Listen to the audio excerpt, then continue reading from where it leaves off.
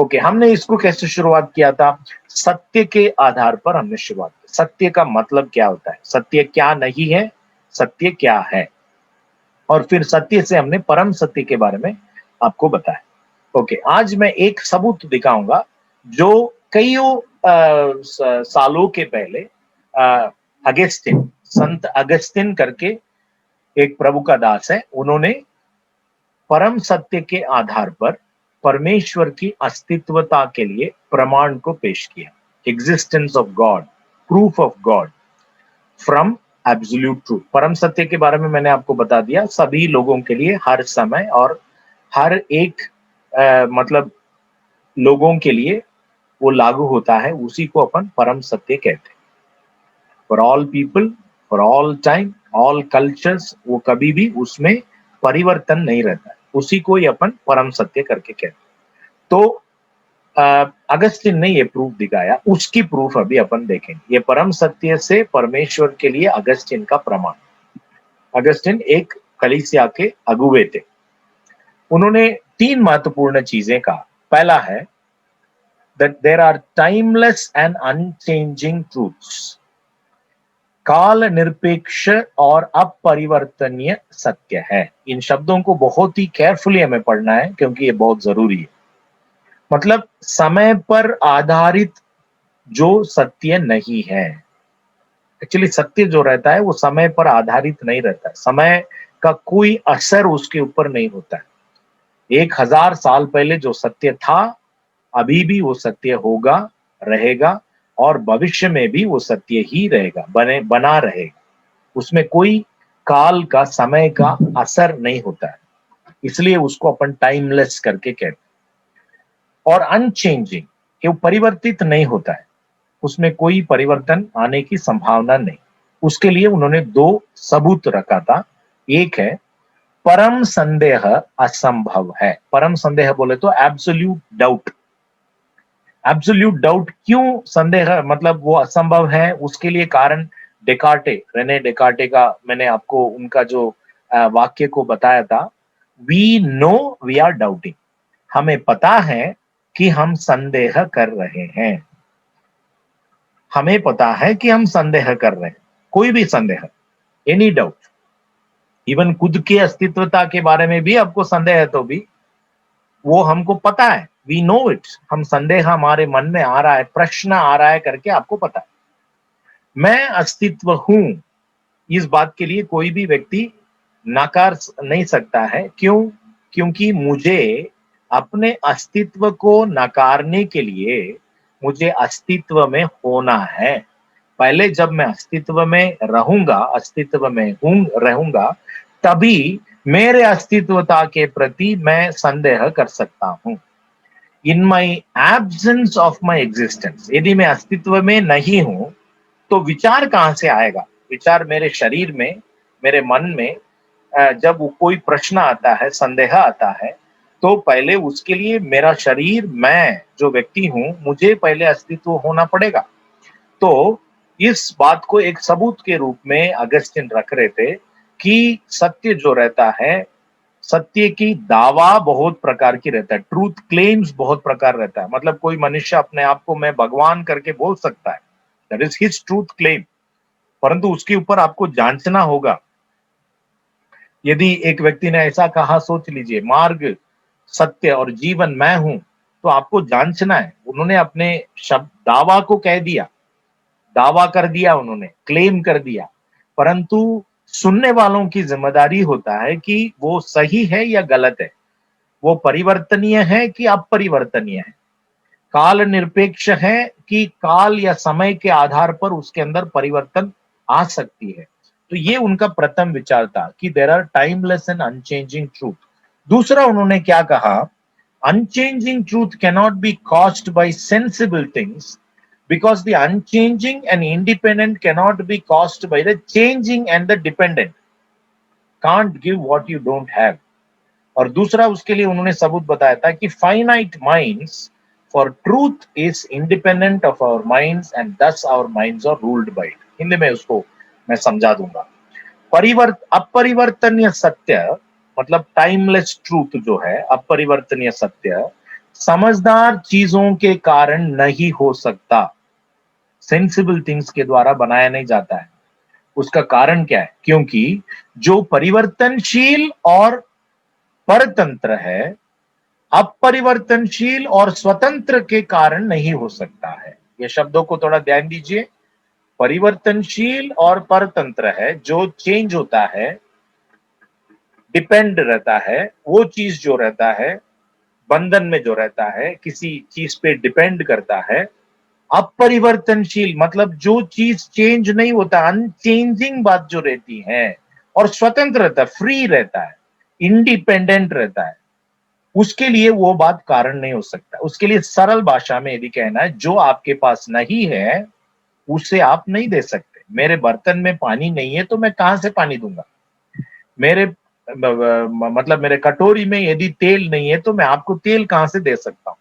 जब मेरे पास में है तो मैं आपको दे सकता हूं, जब मेरे पास में नहीं है मैं आपको नहीं दे सकता। तो ये बहुत ही महत्वपूर्ण एक तार्किक विद्या, एक विचार है, लॉजिकल रीजनिंग है कि अपरिवर्तनीय सत्य समझदार चीजों के कारण नहीं हो सकता, क्योंकि जो परिवर्तनशील और परतंत्र है, अपरिवर्तनशील और स्वतंत्र के कारण नहीं हो सकता। ठीक है।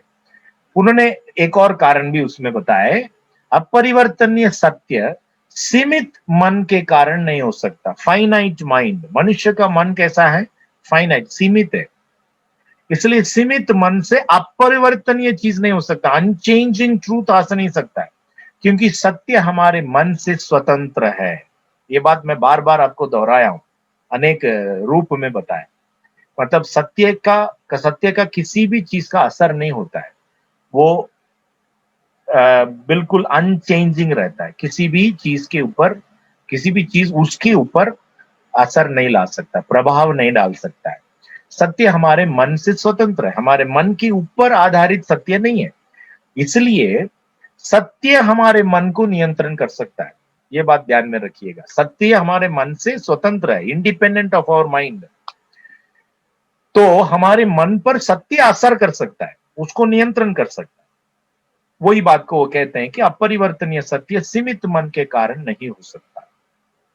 Therefore, there must be a timeless and unchanging mind causing these unchanging truth. जब मनुष्य का मन सीमित है, मनुष्य का मन परिवर्तनीय है, डिपेंडेंट है, तो फिर मनुष्य के मन के बाहर कुछ मन होना चाहिए। वही बात को वो कह रहे हैं। इसलिए इन अपरिवर्तनीय सत्य कहां से आ रहा है? Where are these unchanging truths coming from? From an unchanging mind. ये काल निरपेक्ष और अपरिवर्तित मन से आ रहा है। डेफिनेटली वो मनुष्य या कोई सृष्टि के दिमाग से आ नहीं सकता है, क्योंकि मनुष्य का और जो सृष्टि किया गया है वो सब सीमित है। मनुष्य को ही ये कह जा रहा है, अभी जितने भी वैज्ञानिक लोग आपको कहेंगे कि सबसे मतलब बुद्धिमत्ता में उच्च स्तर पर, सबसे उच्च स्तर पर डार्विन का भी वो परिवार जो ट्री ऑफ लाइफ करके अपन देखते हैं, आने वाले समय में उसका चित्र भी मैं दिखाऊंगा आपको, कि बहुत ही सिंगल और सिंपल जो चीजों से, जीवों से मतलब जटिल कॉम्प्लेक्स ऑर्गेनिज्म बना, उसमें सबसे ऊंचे पर कौन है? मनुष्य। मनुष्य के ऊपर कोई और प्राणी नहीं है। तो मनुष्य को ही दिमाग है, उसका माइंड है, उसमें सोच रहता है। परंतु मनुष्य का मन परिवर्तनीय है, काल के आधार पर बदलता है। अभी भी अपन देखिएगा, अपन फिलॉसफी पढ़ रहे हैं, तत्व ज्ञान को पढ़ते हुए आ रहे कि कितना परिवर्तन हुआ, वो कितने समय समय पर जैसे जैसे अलग अलग संस्कृति में गया, अलग अलग प्रभाव पड़ा, उसमें चेंज आते गया। पिछले कुछ सालों के पहले जो विचार था अभी वो विचार नहीं है, क्योंकि वो मनुष्य का विचार। सो अगस्टिन का कहना है ये टाइमलेस और अनचेंजिंग ट्रूथ है, तो उसका मतलब यह होता है कि टाइमलेस एंड अनचेंजिंग माइंड है। माइंड के बिना बिना ट्रूथ नहीं हो सकता है, बिना मन, बिना सोच कोई सत्य नहीं हो सकता है। तो सत्य के लिए, सत्य का गुण देखिए, परम है, अनचेंजिंग है, वो नहीं बदलता है, अपरिवर्तनशील है। तो फिर ये कहां से आया होगा? उसके लिए वो प्रपोज करते हैं कि एक अपरिवर्तनीय मन है, अपरिवर्तित मन है, उससे ये विचार हमारे पास में आ पहुंचा है। ओके, सो परम सत्य के अंतिम परिणाम क्या है? The end result of concluding that absolute truth is existing. सो इसके लिए अपन ने जो जो बातें अभी तक चर्चा की है पिछले कुछ 4-5 दिनों से, उसको मैं अभी पॉइंट वाइज बताना चाहता हूं। एक एक पॉइंट वाइज अपन देखेंगे। Hard agnosticism is ruled out as a belief system. Hard agnosticism बोले तो जो कठोर आज्ञेयवाद। आज्ञेयवाद आपको याद है? आज्ञेयवाद के अर्थ क्या होता है? हमारे ज्ञान से परमेश्वर के अस्तित्वता को या सत्य को जान नहीं सकते। You can not know God, you don't have the capacity to know truth. तो इस अज्ञेयवाद को एक विश्वास प्रणाली के रूप में हमने इनकार कर दिया। वो एक सत्य नहीं है और तथ्य भी नहीं है। It can not B empirically verified. मतलब उसको प्रयोग के आधार पर आप उसको मतलब जांच कर उसको सबूत पेश नहीं कर सकते हैं। वो सिर्फ एक सोचने का विश्वास प्रणाली है, बिलीफ सिस्टम है। That's all. It is only a philosophy. मैं आरंभ में आपको बताया था, ये जो क्रमिक विकास की कहानी जैसे अपन ने आरंभ किए थे, उसमें मैं आपको बताया था, मैं याद दिलाना चाहूंगा, क्रमिक विकास एक वैज्ञानिक सिद्धांत नहीं है। It is not a scientific theory. It is a philosophical belief. वो एक तत्व ज्ञान आधार पर एक विश्वास है। तो सेम अज्ञेयवाद भी उसी के साथ संबंधित है। जो 12 तत्व ज्ञान का नाम मैंने बताया था वो क्रमिक विकास के साथ जुड़ा है।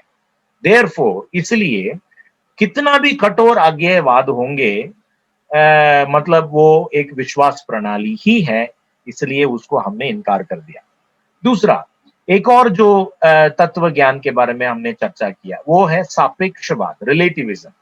कोई भी प्रकार का परम सत्य नहीं है, उसको अपन ने डिस्प्रूव कर चुके हैं। और वो भी क्या है? एक स्थिति है। It is only A position.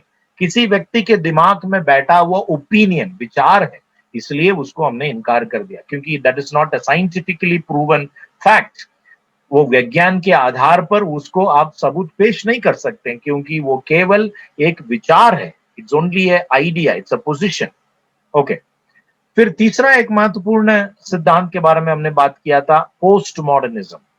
वो भी एक बिलीफ सिस्टम है। उत्तर आधुनिकतावाद भी एक विश्वास प्रणाली है, इसलिए हमने उसको भी इनकार कर दिया। और हमने क्या चीज पर सहमत है? देखिएगा, कौन सी चीज पर सहमत है? हम सहमत है कि हम चीजों को या तथ्यों को या कोई भी बातों को सही मायने में जान सकते जैसे वे हैं। We are capable to understand things, know things as they are. जैसा वो है उसको वैसा ही जानने के लिए हमारे अंदर में कैपेसिटी है। मनुष्य के अंदर में वो गुण है। उस बात को हम लोग सब लोग अग्री कर सकते हैं, चाहे आप कोई भी अज्ञेयवाद हो या प्रकृतिवाद हो, वादी हो, कोई भी व्यक्ति नास्तिकवादी हो, ये बात को जरूर जानते हैं। ओके, ईटेन गिल्सन करके एक व्यक्ति ने क्या कहता है, the great curse of modern philosophy is the almost universal prevailing rule against intellectual self discipline, where loose thinking obtains, truth cannot possibly be grasped. Whence the conclusion naturally follows that there is no truth. ये क्या कह रहे हैं? Gilson क्या कह रहे हैं? भौतिक आत्म अनुशासन के खिलाफ लगभग सार्वभौमिक प्रचलित एक विद्रोह, इट्स लाइक एक रिबेलियन, हमको मालूम है वो है, परंतु हम नहीं मानना चाहेंगे, आधुनिक दर्शन का महान शाप है करके गिल्सन कह रहे हैं। वो क्या कह रहे हैं? जहां ढीली सोच होती है, आपका सोच जब ढीला रहता है, वहां सत्य को कदाचित समझ नहीं जा सकता। If you are loose in your thinking, then you cannot actually go and grasp the truth. सत्य को आप समझ नहीं पाएंगे। तो इसलिए स्वाभाविक है हम क्या बोल देते हैं? सत्य है ही नहीं। सोच में गलत है, सोच गलत रहने की वजह से हम सत्य को पकड़ नहीं पा रहे हैं, समझ नहीं पा रहे हैं, परंतु हमारा निष्कर्ष क्या निकलता है? सत्य ही नहीं है। सो ये बहुत बड़ा शाप है करके गिल्सन कह रहे हैं। वो भी एक बहुत बड़ा तत्वज्ञानी है। एब्सोल्यूट ट्रूथ डस इंडीड एग्जिस्ट, परम सत्य वास्तव में अस्तित्व है। परम सत्य के बारे में क्या क्या चीजें हमने देखा ट्रूथ करके पढ़ते समय, ये बातें सब मैंने आपको बताया था। तो ट्रूथ कोई अभी एब्सोल्यूट ट्रूथ करके अपन स्वीकार करें। Absolute truth is correspondent in nature, परम सत्य स्वभाव में अनुरूप है, उसको कोई संदर्भ में ही आप समझ पाए। Absolute truth is exclusive by nature, परम सत्य स्वभाव में एकांतिक है, मतलब वो सभी चीजों को इंक्लूड नहीं करता है, एक्सक्लूड कर देता है। जो उसके विपरीत है वो एक्सक्लूड कर देता है। Absolute truth is narrow by nature, वो भी शायद सेम आपको लग रहा है परंतु थोड़ा सा डिफरेंस है इसमें। परम सत्य स्वभाव में संकीर्ण है।